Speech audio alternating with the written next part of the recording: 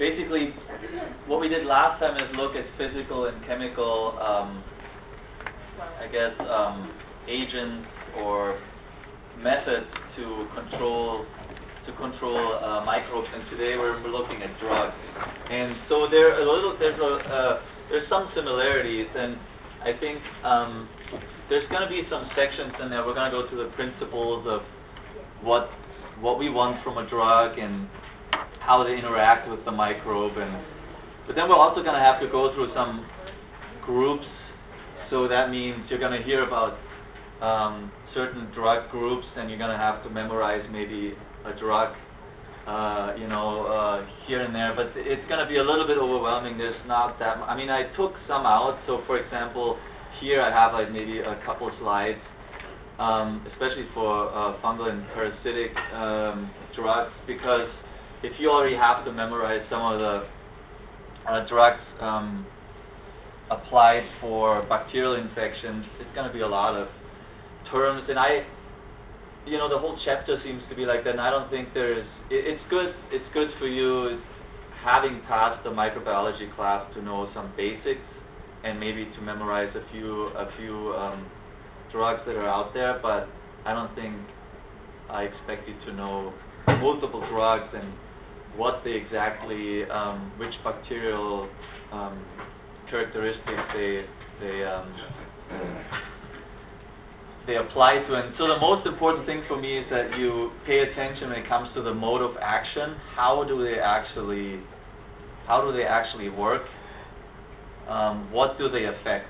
And that's one of the things where we can go back into determining the differences between prokaryotic and eukaryotic, because if there's a difference, then we can use that difference to our advantage. And then at the end, it's a little bit of drug resistance, which is becoming more and more of a problem. I don't know what the situation is right now, but it seems like it's becoming more and more problematic, and so there's a big concern that resistance in hospitals, for example, is so high that they're basically running out of medication for certain infections. And then just a little bit on how the drugs affect us, or the organism that the drug is applied to, or and then some drug selection, meaning how do we select the drugs that are best for the specific infection. So in general, it makes sense that you want to administer a drug to an infected person most of the time, and then you want to destroy the infected agent and not harm the host, right? So that makes sense for whoever the host is. You're just trying to specifically target the infected agent. And what you should remember is that antimicrobial drugs are produced naturally and synthetically. So there are, and it's pretty amazing how much is out there that's actually produced by other organisms. And then usually what we do is we learn from the structure of those chemicals, we look at them, we learn what they look like, and we alter them a little bit. We change chemical groups out, and we make them, we synthetically produce them. And would penicillin be a natural? Yeah, and we'll get to that. So that's a natural one, and you have to remember that one just because it's one of the first and it's important. But there are some newer drugs that use the basis of it, and you'll see that too, but that are already looking into changing groups out, etc. So it's just altering the basics that work. So this table, I'll spend a little bit of time. Usually I just go through those quickly and say you can look at those yourself. But it's just because it's something easy to understand, but it's important. So these are all characteristics of ideal antimicrobial drugs. So we already covered that you want it to be toxic to the microbe but not to the host. Do you remember this one? Microbicidal and then microbistatic. So you want it to be killing rather than just inhibiting the growth. And you all got I think everybody got the curves right, and how the growth curves of microorganisms or bacteria change depending on what you apply. You want to have it, if possibly, it's relatively soluble, so it can be diluted in body fluids, because how we transport a lot of our what we do for transporting drugs to specific sites is by blood, most of the time. So you want to be able to have the drug soluble. You want it to be potent for enough time that it actually does eradicate the microorganism completely, but you also want it to be you want to be able to have it broken down eventually, but not prematurely. So that's part of this. You don't want it to develop antimicrobial resistance, which is a really big factor, but that's hard to determine. So there's certain ways of how you give medication, and certain things the patient has to remember, and the doctor who subscribes the drug has to remember to make sure resistance, at least the possibility of resistance is decreased, because that depends a lot on the behavior of the person that takes the drug, but also, you know, how often specific drugs are given in cases where it's not really necessary. That's one of the problems coming from the physicians and doctors.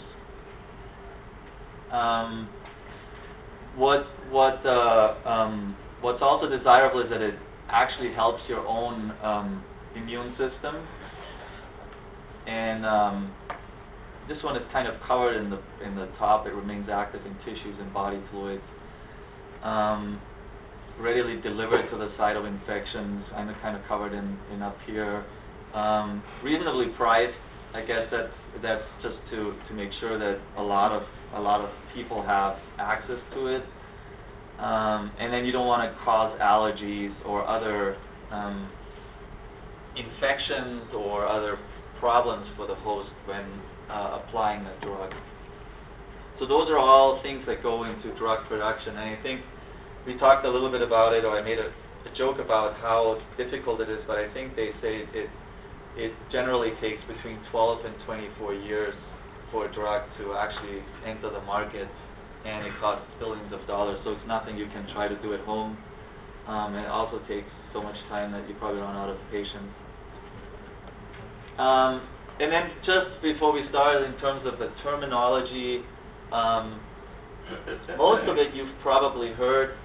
Prophylaxis, you basically give a drug to prevent potential infection. So that would be a case where you know somebody is going into surgery, and you do a prophylactic treatment, or somebody goes into a dental procedure, and you know there's going to be exchange of maybe saliva and blood. That's possible, so you give them prophylactic drugs.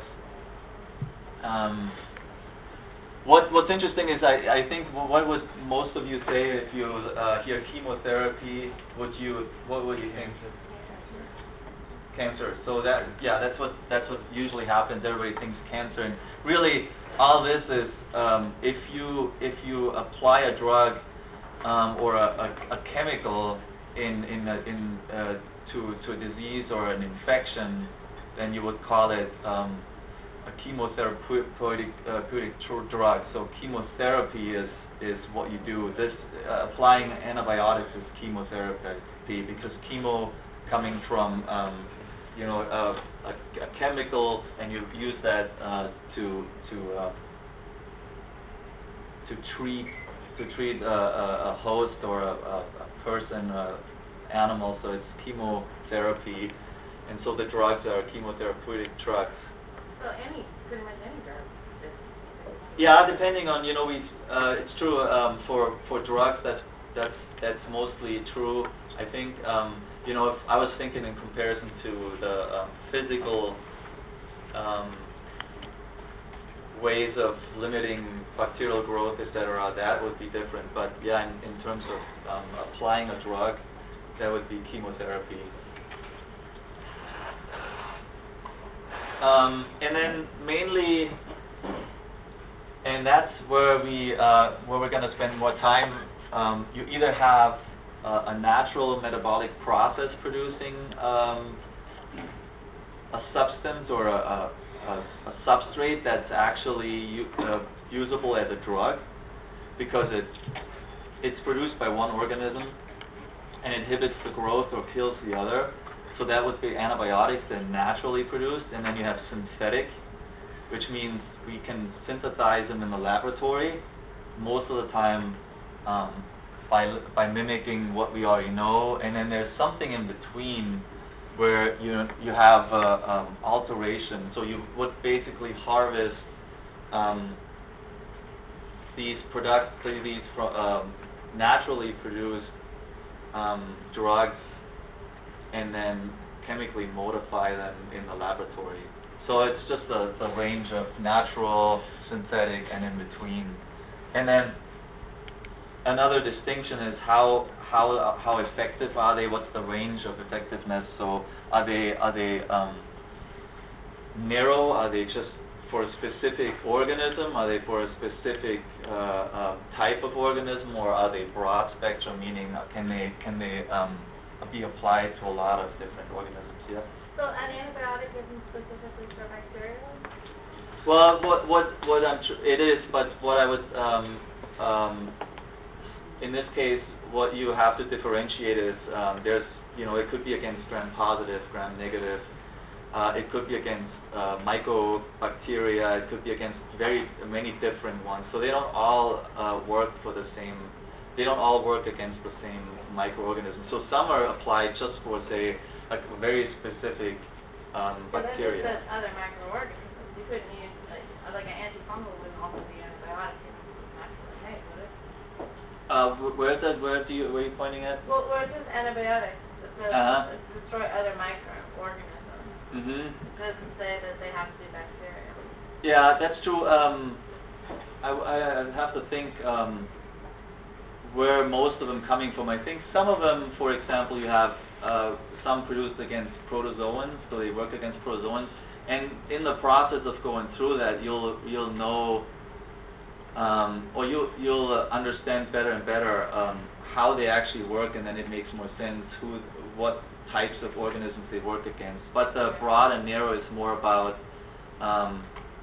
do I get all gram-negative bacteria, or do I just get E. coli, or, you know, there's, say, for example, most of them are pretty broad, I would say, because they go against, the mode of action is against certain characteristics of bacteria.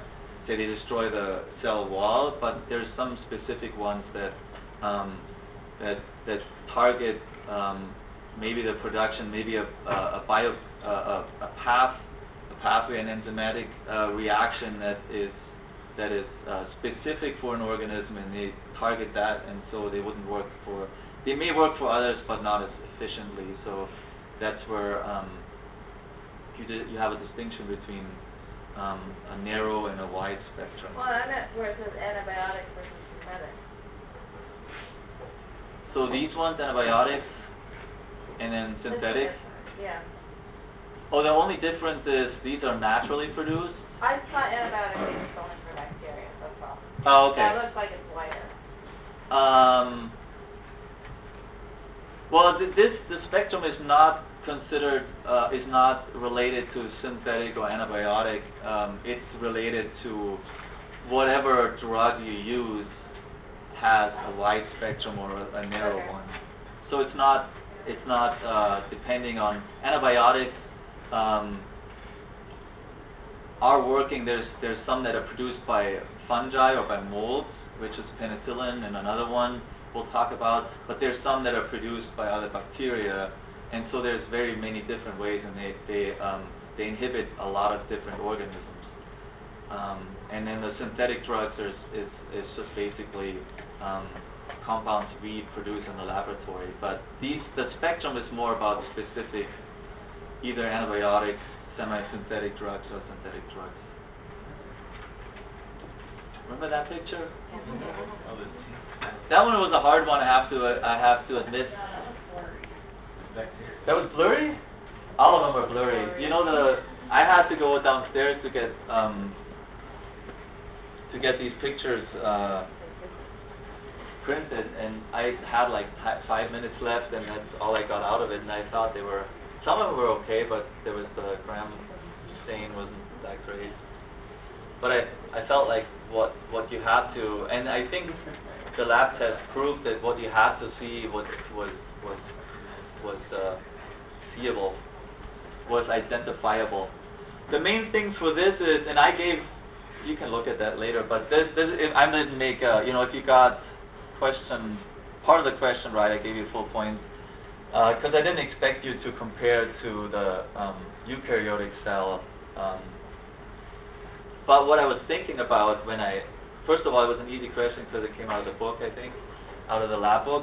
And the other thing I was really, what I hope sometimes is, or I always hope for that, is if you understand the process of gram staining, and you would say, well, how does it in positive and negative, how does it use, or what's the difference that makes the compound, the crystal form, what makes it stay in the cell, what makes it stay in the gram-positive cell, the cell wall, and what's the main component of it? The lipoprotein, is that the one you're talking about, or? Yeah, what's it called? So the cell wall, you have a compound in the cell wall. What is the cell? Peptidoglycan. Yeah. Remember the cell wall? So you have if you look at the negative one, remember we had like a membrane, and then we had a cell wall that I usually did like this, and then you have a membrane, and then for the positive ones you have a much thicker one, like peptidoglycan part of it. And I say that because this is going to be important for all the ways a lot of the penicillin, for example, I think there's cephalosporin is another one you should know. Those are acting against the cell wall. And the big thing for me was, if you understand that eukaryotes, none of our cells are cell walls. We don't have a cell wall. So we're always going to be gram-negative. And somebody all they wrote down is eukaryotes, no cell wall. And that was it. That was clear to me. They understood the difference between a bacterial stain and why that stain stays in there. So it's more of like transferring your knowledge. You know, gram stain keeps the bacteria, the gram-positive, purple because the structure, the cell wall, keeps the dye. And so if you write down eukaryotic cells like this one, it's not going to get stained. Never. That's why I said, how would you be able to predict that beforehand? The bacteria. Those are the bacteria. So that was I think we looked at that before, but and that's why I wasn't strict on this question, because I knew it was more difficult and it required you to think about all that. And most of it, a lot of you guys got it right. Maybe explaining it a little bit more, with a little bit more, or not just saying, different eukaryotic cells, prokaryotic cells. But so, why this is here is not because I want to go back to this test, but because obviously when you experiment with bacteria and you're trying to find drugs and cure, what are you going to do? What's the most important thing? Are you looking for similarities and say, hey, if this kills whatever is causing this disease, is also going to affect me, great? Or would you say, I'm looking for the biggest differences? So you're looking for the biggest differences, right? You want to make a difference. You want to say, if I apply something that only works in bacteria, then I'm not going to have that problem it's not going to affect the eukaryotic, my own cells. So that's what a lot of it is based on. So what Paul Ehrlich found in the late 1800s is that certain dyes affix to microorganisms but not to animal tissue. So here he was, and he was experimenting with dyes, and might have seen anything, I mean, probably a lot less clear, but he might have seen something like that and said, oh, that's interesting, you know, there's these little dots, and I think they knew about, there was some knowledge about bacteria, and he said, well, if they stain differently, maybe there has to have there has to be some reason for that, and it's because it's because there's a structural difference. And later on, they found out this. So you're already going into a game where you know a lot about this. They didn't know. They just knew there's a difference, and they try to figure out what the difference is.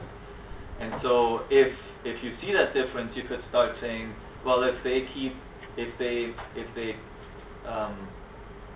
maintain the stain and eukaryotic cells don't, or our cells don't, what is it? And then going into more and more into the fine structure, they eventually found out what makes the difference. And now that's applied with your antibiotics. Now a lot of times you find drugs that specifically target the cell wall of bacteria, and so they work really well for us because you don't have a cell wall.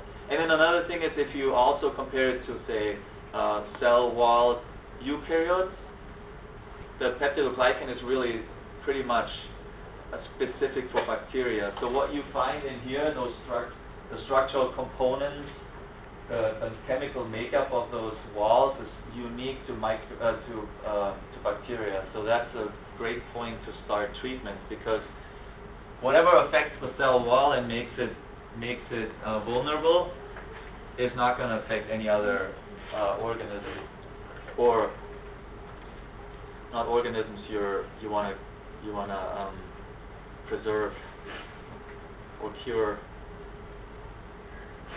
And then going into penicillin and cephalosporin, I just talked about those real quick, is that,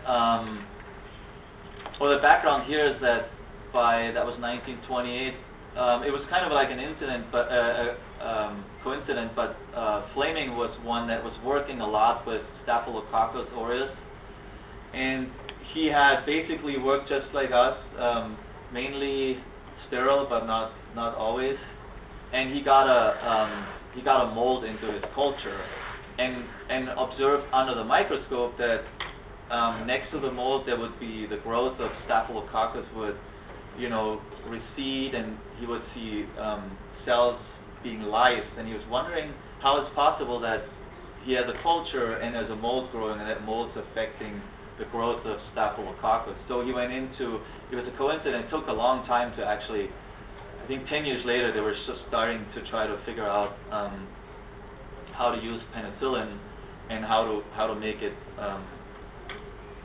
available to the public and what it actually does, etc., etc. But the point is, number one, you can have some, you can work very, you can have some sloppy days and still discover really, really important things. And that really is part of science. A lot of times you stumble across things that you don't even look for, which in this case was, he wasn't looking for any kind of microorganism or organism that would prevent or kill other organisms.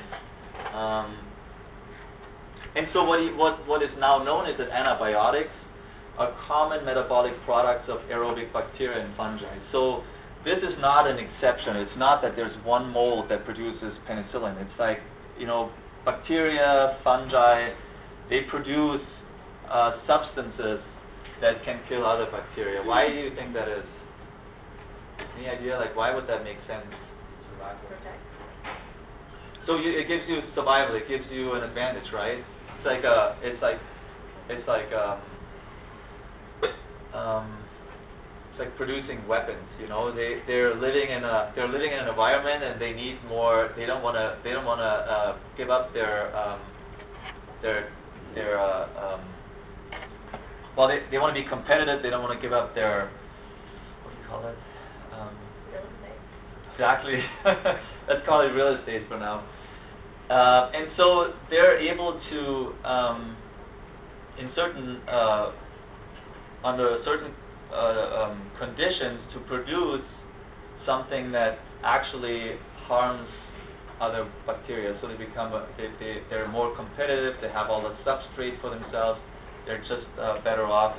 And so what they found out is that there's bacteria in the genera Streptomyces, which we're gonna, and Bacillus, which we're gonna talk more about, and then molds, which are fungi, and then Penicillium and Cephalosporium. So maybe those are important ones, Penicillium from a mold, Cephalosporium, but I'll have like a summary, a short summary, so you know what's important for each of them. So antibiotic producers have less competition for nutrients in space. That's really what it is. Nutrients in space is what we're really trying to fight for with our weapons too. In a way, maybe nutrient space and mates, something like that. So these are important ones. Go back to that table 12.3 and look at those. I think most of those you should know. So you have molds, the type of microorganism, molds here, up here, and then bacteria. So we have molds and bacteria producing these antibiotics, and they're naturally produced, obviously, because they come from those. So there's penicillin from Penicillium, and there's Griseofulvin. The Cephalosporium produces, and it's another mold, so you can put these in the same category. They produce cephalosporins.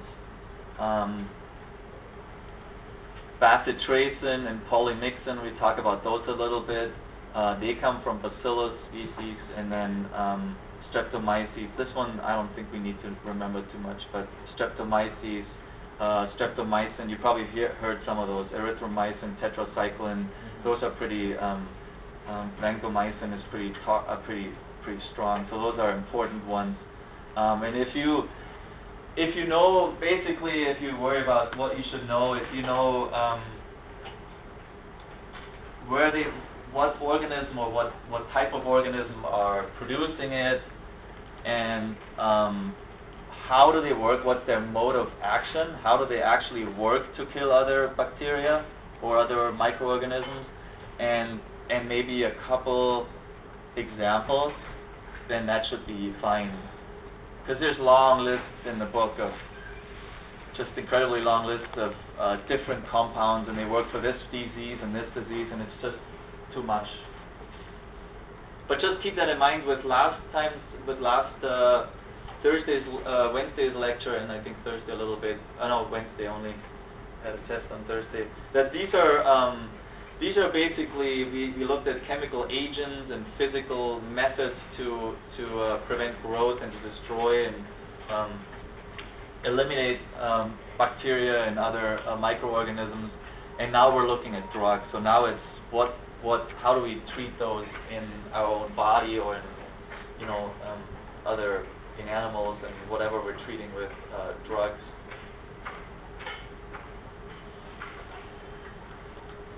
So we already covered that a little bit. It should be, and that's important, it should be, the antimicrobial drug should be selectively toxic, so it should not damage the host tissue. And again, that's mainly what you're trying to do is you try to find drugs that affect the microorganisms but not the host cells. So the best you can do is to find differences between the two, and I think I have a slide about that next. You should, if you don't know the differences yet, you should really go back, and there's some web pages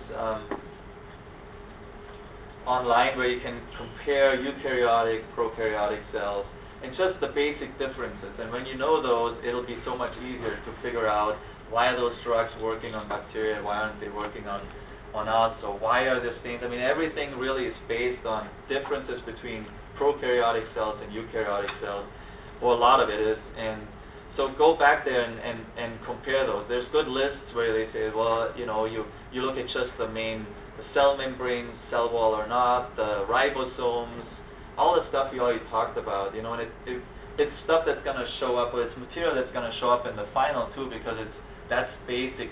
Those are basic differences that are important for microbiology and for microbes. So those you should always remember, and it explains to you the endosymbiotic theory, because there's prokaryotic cells basically in other prokaryotic cells, and they still have circular DNA, and if you see that, then you know, okay, that probably is a prokaryote, or it has 70S ribosomes, and that makes you understand, or that gives you the idea, okay, this is probably a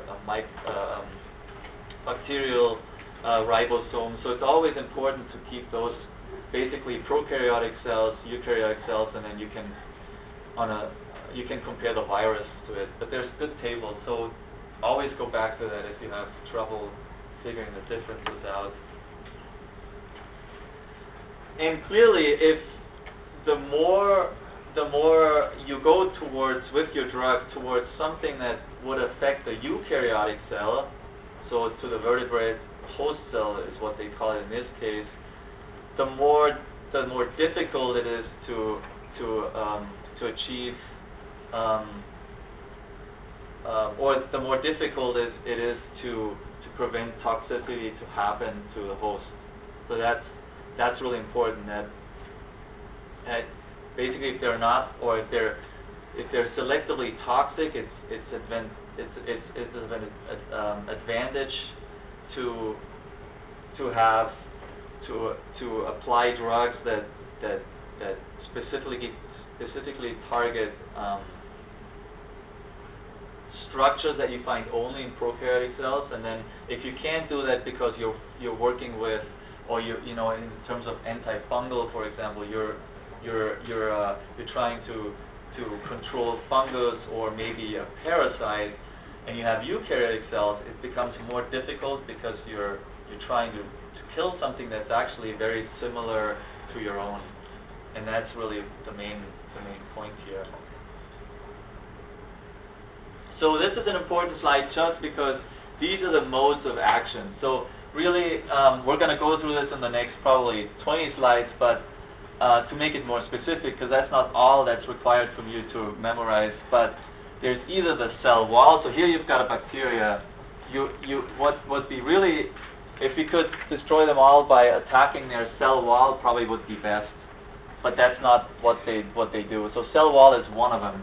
Call that number one. Penicillin, cephalosporin. Remember those two. Those two attack the cell wall. That's important.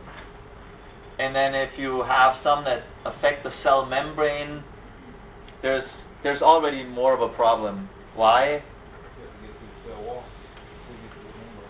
We have Exactly. So both is true. And so you have cell membranes. They're similar to ours.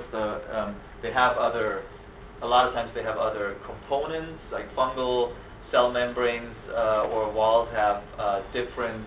There's components that you don't find in other organisms, or you don't find in our cell membranes, but there definitely is already more of a problem in terms of similarities in structure. Then you can go into affecting or inhibiting the replication and transcription. So there's certain, for example here, DNA gyrase, there's certain enzymes you can block, so you can affect the wall, the membrane. You can go in and affect their DNA and RNA, and therefore prevent, either kill them that way because the cell basically shuts down without reading the material that's inherited from the parent cell, or it also affects, which these are a little bit similar, it also affects the protein synthesis, because what you really use this for is synthesizing proteins, and so the protein synthesis acting on ribosomes can be affected. That's number 4. So you can there's different ways, and we'll go through those too, how to affect the 50S unit, the big unit, or the small unit. And here you have more of a selectivity again, because ribosomes are different, right? The bacterial ribosomes are a total of 50 and 30, but are 70, and ours are differ from that. And then the final one is you can block some of the metabolic pathways and products. So there's specific pathways that only bacteria use, and if you are able to block those, then you would be able to destroy the cell and not affect our cells too much. But there's always it's a gray zone. It's not that you can apply that was the initial thought was penicillins and cephalosporins. You know, you apply them and it's going to be the cure for everything. Like a miracle drug is what they called it, because they thought all of a sudden we're not going to deal with bacterial infections anymore. It's going to change everything. And it did change a lot, but then there's resistances coming up, and there's other problems associated with it. But they made a pretty huge difference in terms of bacterial infections, and you already know about that in terms of how developed countries don't struggle with a lot of infectious disease anymore. So remember, the mode of action of those are a lot of times either the cell wall, or these modes of actions are all possible with different compounds in their cell wall inhibition, cell membrane. They affect the cell membrane. They affect the genetic material. They affect the protein synthesis that's going on by acting on ribosomes, and then they affect metabolic pathways. So the or ribosomes products. broken down into 2 units, I've never seen that. The Sorry? ribosomes broken Yeah, down into yeah. So whenever How we, doesn't make what's happening? I know it's because I think that's what's it called, Svedberg. I think it's a unit that because they're basically linked together. If you look at the total, it's not, if you would say weight plus weight, then you would be at an ADS. But that the unit is such that if those parts are linked together, the total is less than the 2 parts. So you would for what do we have, 60 and 40, and we come up with 80. So it's the same thing for eukaryotic cells. It's kind of like the I don't know how to. Oh, no, I'll figure out how exactly they determine that. But for now, just remember Svedberg. SVEN. That's all I remember. And that the total is less than the units, the 2 units. So that was the slide where I was going to talk about the difference between prokaryotes and eukaryotes. So it's important that you always go back to that. If you have questions, if you feel like, I saw so many, and that's really something important. If there's 5 questions in the chapter test 2. So you could probably be asked to answer 4 of those, just because you should know everything about. You should know a little bit about osmosis, and that explains the Yukon experiment. I like that some people took that because I made that up.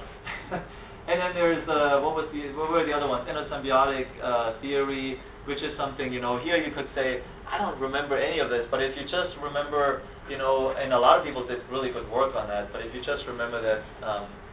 Prokaryote engulfs another one, and then I say what structures. You could say, well, what was it? And then you go to mitochondria. If you've just read over it, and then just knowing the differences is going to help you a lot to answer that question. And so always go back to that. And then if I ask you, can you see a virus under that magnification? It tells you by just knowing the differences between those 2 and viruses. They're on a different level in terms of size, and there's always going to be questions like that. So if you are able to distinguish between basically a virus and then bacteria, and mainly bacteria, not bacteria, and then you go one up and you look at eukaryotes and know the fungi, a little bit about those fungi, the worms and the protozoans and algae, and you know the main difference, you can answer a lot of questions. It's just that you have to know some of the specifics in the cell. So go back to that if you want to start with a lot of quality today, and just look at a table like that and say like, okay, I remember that, and just go through the list. And that gets me actually to, for example, if I always get asked, how much of glycolysis do I have to know, or how much do I need to know about, especially about the metabolism?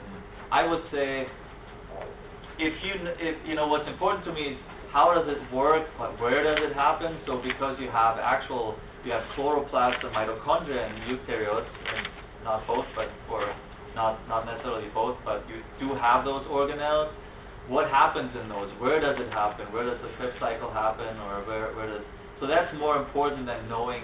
I'm not going to ask you about the intermediate substrates or about enzymes that are taking part of it. So it's always about having the big picture. So if I say, well, does that happen at the mitochondrial membrane and it's a bacteria, you're automatically fooled because there's no mitochondria in a bacterial cell. It all happens in the cytoplasm, and it happens on the membrane of the bacteria. So those are just so you get an idea of what you should study or what you should focus on. And so here, what I think is important that you know the different modes of action, the different areas where these different drugs can actually affect microorganisms.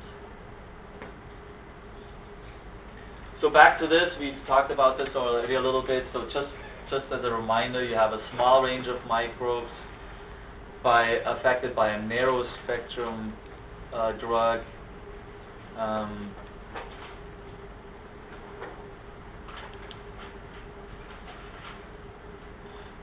And then the broad spectrum that does affect a greater range of activities. Why would it just be ribosomes? Yes, is it correct in that slide at the bottom? Oh. No, back there. It says target cell components common to most pathogens, and then you have ribosomes in parentheses. Why is it just... I was more confused about this. Why is this? I thought maybe I had another word in here that should come up now, but then it doesn't. I wonder what happened there. So what's the word? Down outer membrane of. What did I write here? Polymyxin. So I think in this case it's mycobacteria, but I'll look that up. That's what I think I remember from these specific ones, and we'll talk about polymyxin a little bit. But this one, so in this case, it's not. This is an example, so I should put e.g. ribosomes. So ribosomes are an example of a target cell component that's common to most pathogens. So the ribosomes being one of those organelles that are different, or one of those cell components that are very different, or that are different in structure between eukaryotic cells and prokaryotic cells. Make it a target for a lot of microorganisms, or a lot of bacteria are affected by medication that affects ribosomes, because they all have the 30, 50, or total 70 ribosomes. So we can assume when we see this, they're talking about the 70s or the 80s. The drug's not usually optimal out.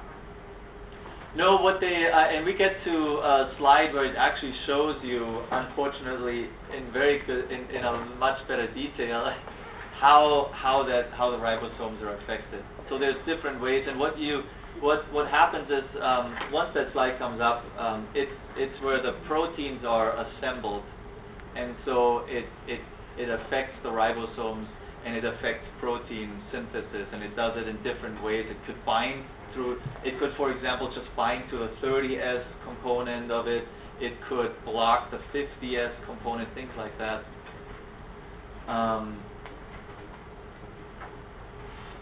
So here you can fill in mycobacteria. I'll just say that.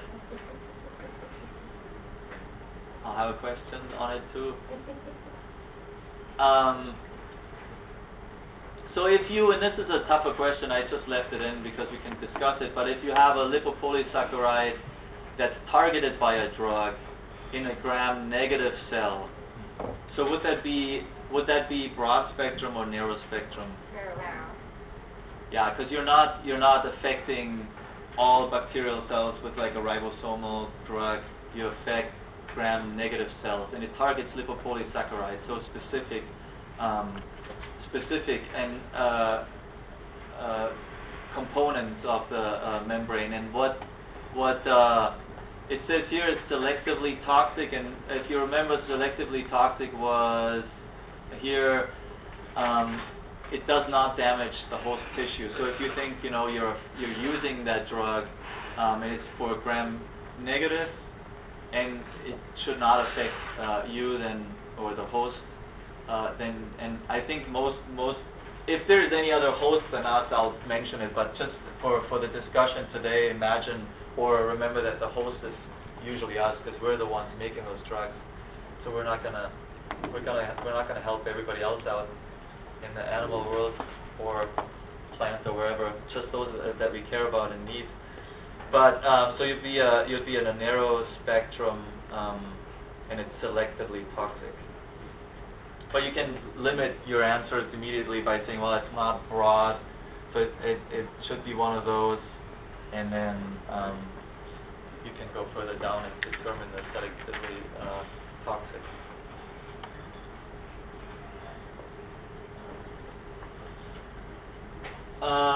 Where are we? We're going to go a little bit more before the break. So now that you've heard, you remember that bacterial cell and wall membrane, ribosomes, what else do we have? Metabolic pathways, and DNA, RNA. So those are the different areas. And so we'll just go through each and basically have a couple examples. So we, for example, are going to discuss what effects, which ones are affecting the cell wall and how. I mean, there's going to be a little bit more on that. And then we're going to go through membrane ones, and then we're going to go through DNA, RNA ones, et cetera, et cetera. So just so you know where we are, we're just going to go through that process. Yes? You did the same thing with the top bullet? Oh, this one should. My attempt to get this, to make this more fancy is not working out most of the time. Now I gave it away. You have a tendency to give my things away. That's happened twice now. 2 out of 2. I didn't know it was happening. So, what are most bacterial cells containing? How did you know? Exactly. So that's why this was the miracle drug, penicillin and cephalosporins, because they affect the cell wall, and that means that's very specific to bacteria. We don't have cell walls, and the cell walls of, for example, plants don't have peptidoglycan. And so keep that in mind. You should remember, does everybody know where the penicillins, who produces those two compounds? Who makes penicillin and cephalosporin? Mold? Yeah, mold. So that's another thing that you have to remember, us seeing what you know. So they block the synthesis of peptidoglycan. So what a cell does constantly, you know how fast bacterial cells work, so it's not, don't imagine it as a bacterial cell making a cell wall done, the rest is just homeostasis, sitting around, waiting to reproduce. it's a constant process. So they're constantly producing cell wall material. So they're constantly producing peptidoglycan, and by reacting with the enzymes in the production of that, they're causing the cell wall to lyse. So it becomes osmotically fragile. And that's part of or what do you remember about osmosis, and how could that affect, if you think about the cell wall, and how, if you have a cell wall bacteria, and there's now starting to be holes in there because penicillin and cephalosporin has affected the production of this cell wall. So there's pores. What would you imagine? Like, what usually is what would be the term for the external environment of the bacteria? You mean when we're talking Or about... where would you imagine? What would you imagine in terms of water flow? If it's osmosis, where would you think the water flow go? In. So a lot of times you would have, what is the environment then out here? That would be Hypo.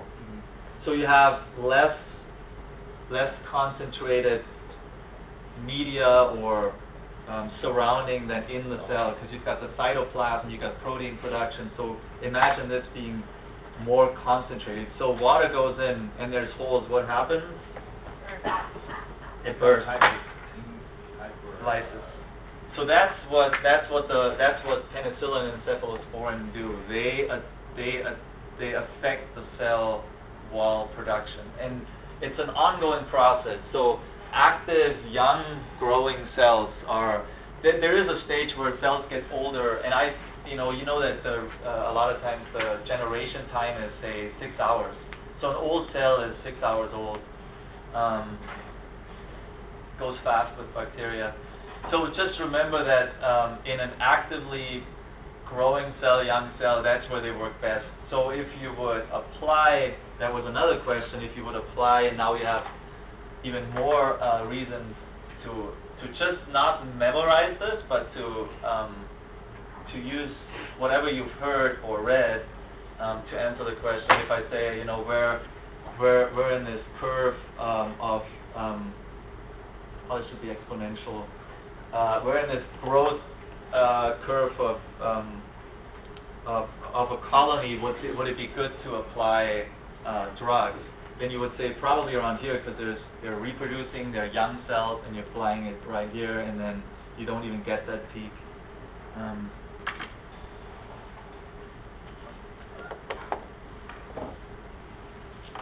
And then one other thing is penicillins are not, there's some that do not penetrate, so there's already a difference. The penicillins are made by molds, but there's some that don't penetrate the outer membrane as well as others.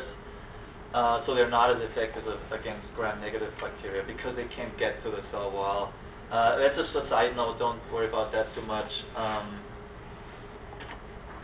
And then broad-spectrum penicillins and cephalosporins can cross the cell wall of gram-negative bacteria.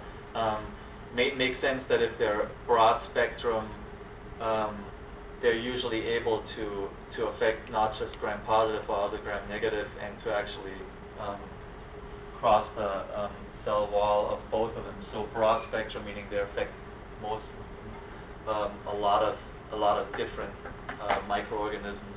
And so here's what we just put on the board. You have the peptidoglycan cell wall. You have Staphylococcus. This is probably the picture that Fleming took in 1925. And you see lysis here. So what you can see is, and this is the peptidoglycan. I don't remember. We had a picture of this, I think, in the second lecture. But you can, you know how when you're a kid or even as an adult, you have two pictures and they look exactly similar, and you have to find the difference. Yeah. Can you do that real quick? Yeah, there's no horizontal green. So these structures are prevented from connecting. So this all you need to really know is the peptidoglycan production is inhibited by penicillin and cephalosporin, and they're both produced by mold. And then osmosis, water diffuses into the cell from a hypotonic environment into the cell, and the membrane breaks and the cell lyses.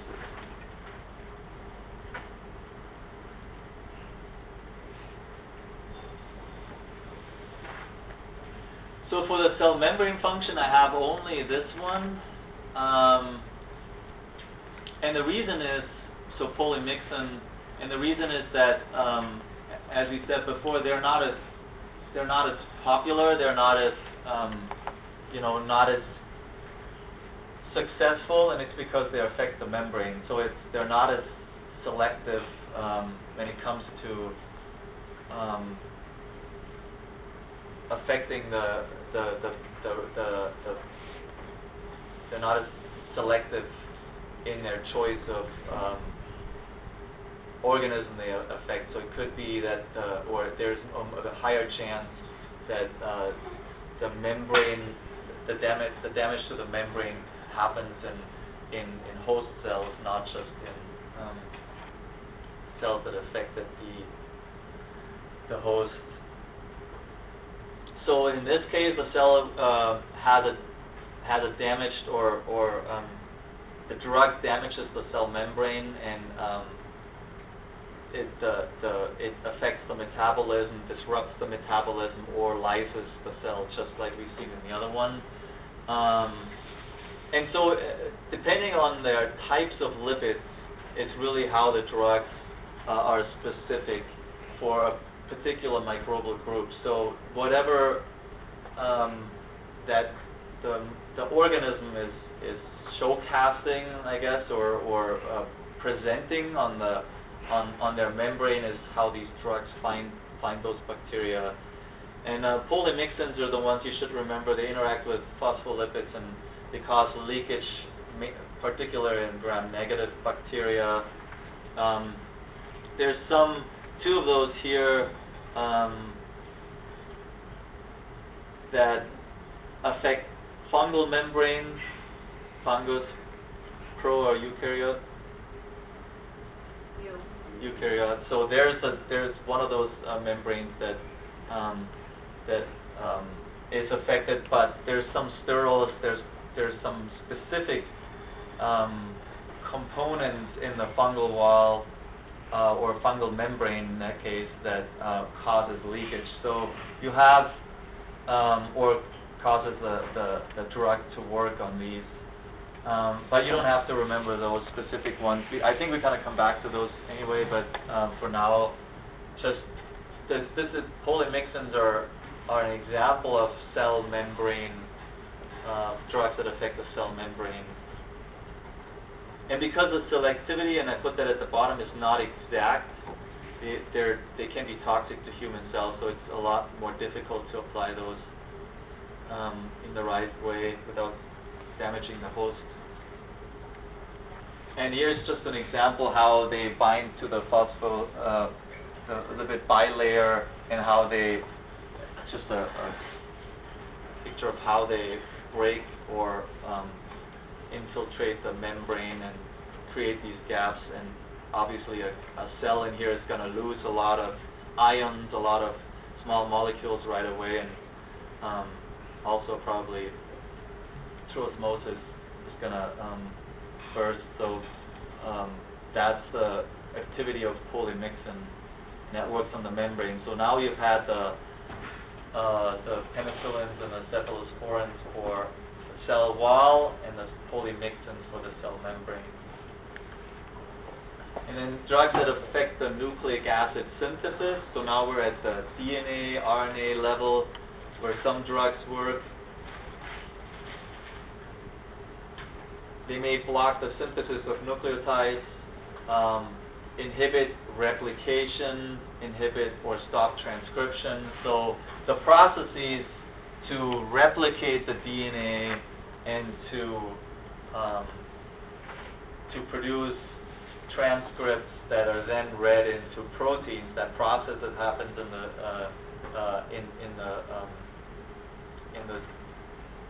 the eukaryotic cell, in the nucleus, but in the bacterial cell also is blocked by these drugs. And there's a few of those. Quinolones inhibit DNA helicase, so that's an enzyme unwinding the helix. So if you have the DNA molecule, before that can actually open up, you have to have some enzyme that can be blocked, or it binds and cross-links the double helix. So there's different ways. This one, for example, chloroquine is used for malaria treatment. And you see a little bit more about this, especially when it comes to drugs that work against viruses. There are also drugs that are analogs for these bases. So what they do is, it says actually here in the viral nucleic acid. So what it means is there are drugs that pretend to be bases that are built in the DNA, and so the DNA is completely dysfunctional. They're just similar in structure, and so they prevent the DNA to replicate the right way, or there's parts in it there that are drugs and not actual purines and pyrimidines. So how do those specify that? Do they hit all the cells? Well, some of it has to do with specific enzymes that are bacteria specific, the way they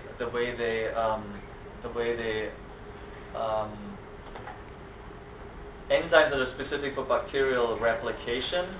But that's, I don't know the specifics a lot of times. I've asked myself too, like how exactly, if you administer some of those drugs, how exactly do they differentiate between the bacterial cell and your own cell? And there could be differences just in the structure, where we have, how they actually make it into the cell, but also there's various differences in what the enzymes look like that are very specific for bacteria, and so they wouldn't affect the enzymes that you have in your eukaryotic cell. But those are also a little bit more complicated because of that, because you have similar processes happening in both cell types. And then drugs that block protein synthesis, ribosomes of eukaryotes, different size and structure from prokaryotes. So antimicrobics, so drugs that have selective action against prokaryotes because of the ribosomal structure work well, but they can also damage eukaryotic cells. So, and why do you think that's possible? How would they? We talked about this before. How could they? Is there any place in your own cell where you would find prokaryotic ribosomes? Yeah. So that's where they would be a problem, because you have mitochondrial ribosomes. So you have ribosomes from prokaryotes still in some of your organelles, or in an organelle in every single cell of yours. And this one works too. It appeared. Magic. Thanks for not getting away from that stuff. I know it was on the tip of your tongue. So here you have two compounds, or that one is pretty important. Streptomycin. So they're fall into the category of aminoglycosides that insert on the side of the 30S subunit and cause misreading. So all you have to remember really for those is that would be an example of a group or a drug group that affects the 30S subunit, or affects not even the 30S, the ribosomes, the prokaryotic ribosomes. And then the same thing here, it's just in a different place. Tetracyclines block the attachment of RNA to a site, but that's very specific. So they both work on ribosomes. And I think there should be a slide where it shows you the different groups, and you can look that up in your book and look at it and try to remember which group of drugs affects what in the ribosomes, but I'm not gonna ask you specifically. So it's, to me, if you know that the aminoglycosides, chloramphenicol, maybe the tetracyclines, I don't know these ones so much, erythromycin, these 3-4 compounds, if you know that they affect the ribosomes, that's good enough. You don't have to remember the specifics on where exactly that happens. It's just it's another one of those times where it's good for you to have heard about it, but you don't have to memorize every single one, because then you can go into the aminoglycosides and say, okay, there's 12 older ones and there's 50 new products, and they have this chemical structure, and there's no end. I mean, that's when you want to I don't know in what kind of profession you have to memorize that. But for your purposes, that's not necessary. But so we moved from the cell wall to the membrane to the RNA, DNA, and these ones are the ones that affect protein biosynthesis or protein synthesis by affecting the ribosomes. All these affect the 30, or just well, this one affects the aminoglycosides affect the 30S.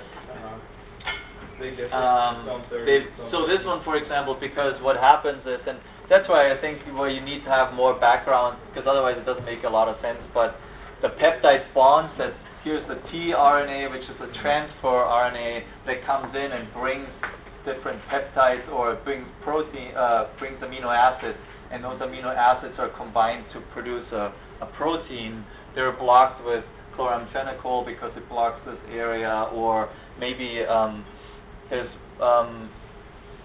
this one is, for example, translocation, where basically the protein is put together and it's blocked by erythromycin attaching here. No, that's what I was trying to say is just remember a few of those classes, I guess those 4 that they affect the ribosomes, but you don't have to know where exactly they act. It's they block protein synthesis. It's really all that is. Like I said, you can go into more and more and more detail, and there's no end to how far you can go. There might be an end, but it's a molecular structure where you can discuss what side group or what part of the molecule is responsible for what binding in it. Yeah, that would be far beyond what I ever want to get into, or you.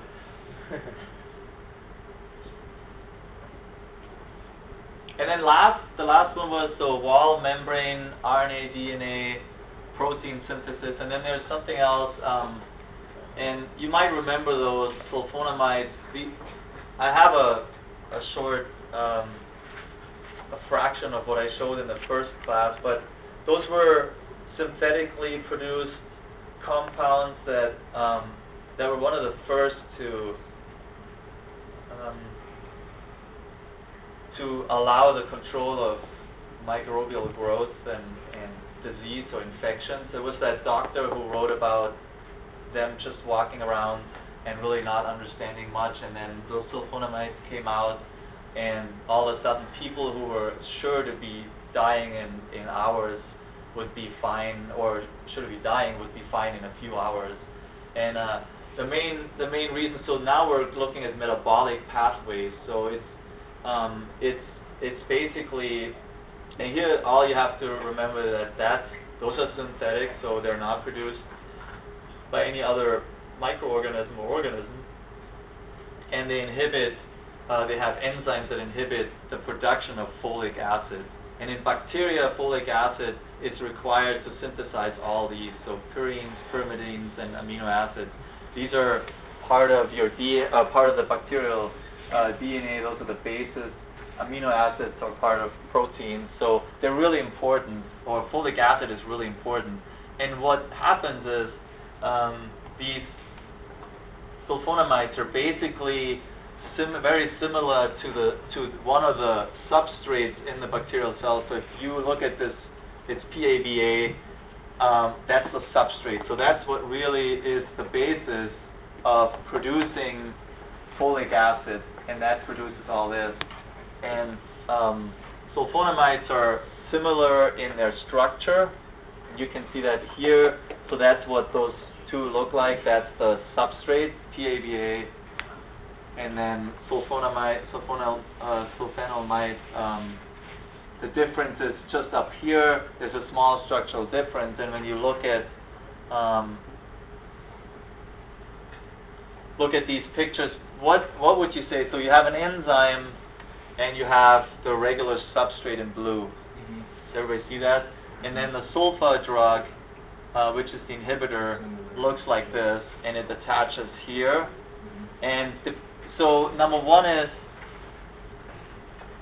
would you, so that's shown here, what type of enzyme inhibition would you say could that be? So there's a certain inhibition going on. Would that be? Competitive? Yeah, so it's competitive. And if it's competitive because it Competes for the same site. yeah. So it competes for the active site of the enzyme. It doesn't attach somewhere else and changes the shape or the shape of the enzyme, but it actually attaches in the active site. And the other thing is, if you look at the amount, if it's competitive, you obviously want more.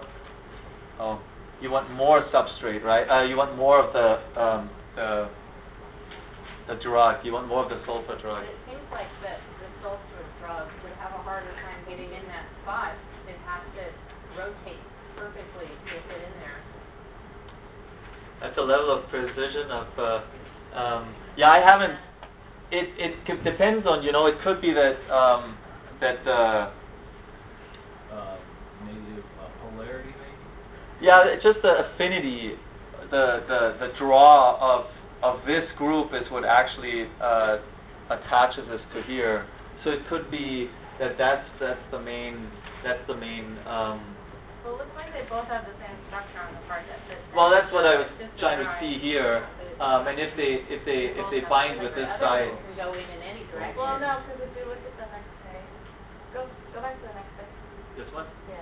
See, they both, where the entrance site is, where the NH is now. So both of them have to hit about the same spot.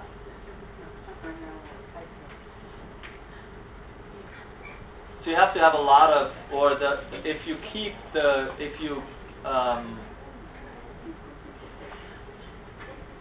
the concentration of what they call in short sulfa drugs high, the chances that these enzymes are occupied with the drug are higher than if you keep it low, obviously. And so you have to, as long as you treat people with it, you have to try to block the enzyme as much as possible. And what it does, it inhibits this step. It inhibits the step from here to here. And I only point it out because there's another compound called trimethoprim, and that inhibits another enzyme somewhere here. So in this whole, imagine this is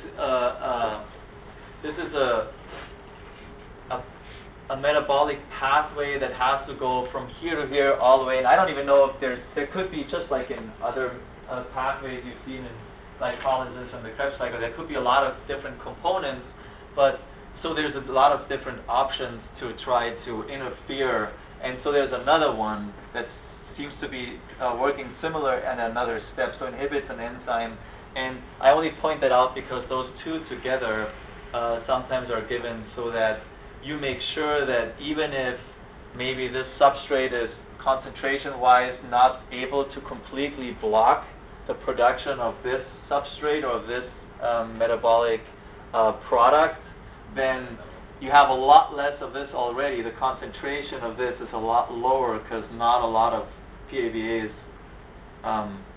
is able to be converted to this product, and then if you have another enzyme inhibition further down the pathway, you're gonna succeed hopefully. And so what they call it is it's a synergistic effect. So you have you give those together a lot of times, and the combination. What's an example of a trimethoprim? Well, that is the group, or that's the compound. Like what's a drug in that group?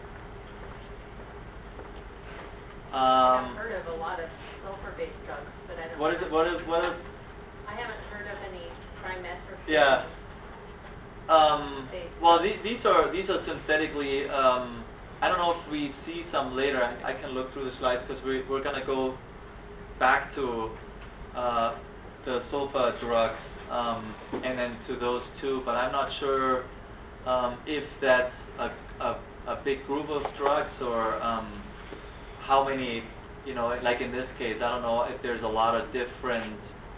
If there are a lot of different molecules that fall under this category, or if it's mainly this one.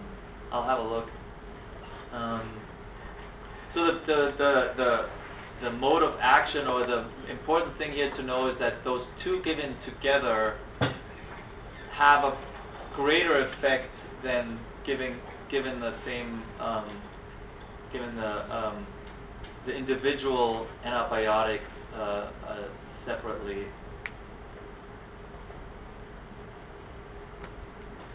So I know this is just one out of a lot of them, but aminoglycosides, remember in the long chain, so this was attached to, or this was binding to 30S, which means it affects the ribosomes. So it would affect protein synthesis. Not, what does this stand for? Peptidoglycan. So that's cell wall, cell membrane, DNA. So it's protein. So it's C. I need 5 minutes to drink some water. Okay.